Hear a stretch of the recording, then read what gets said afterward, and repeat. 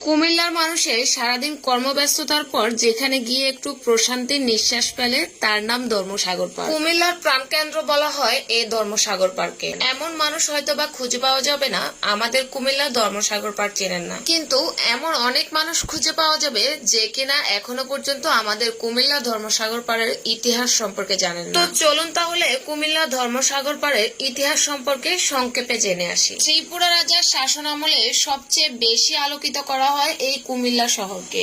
বড় বড় দিঘি খনন করে চতুর্দিকে মাটি দিয়ে ভরাট করে এই শহরটি তৈরি করা হয়। ত্রিপুরা রাজার শাসন আমলেই এই দিঘিকে ধর্মসাগর পাড় হিসেবে নাম দিয়েছিলেন, কেননা এই দিঘি খনন করার একমাত্র উদ্দেশ্য ছিল সুপ্রিয় পানি পান করা এবং ধর্মীয় ভাবে মানব স্বরূপ। ওই সময়কার আমলে তারা এই বড় বড় দিঘি খনন করে তাদের মনস্কাম হাসিল করেন। প্রায় 80 একর জায়গা নিয়ে দিঘিটি খনন করেছিলেন। তখনকার সময় থেকে এই বড় বড় দিঘির মধ্য থেকে এই দিঘিটির নাম করা হয় ধর্মসাগর পার্ক।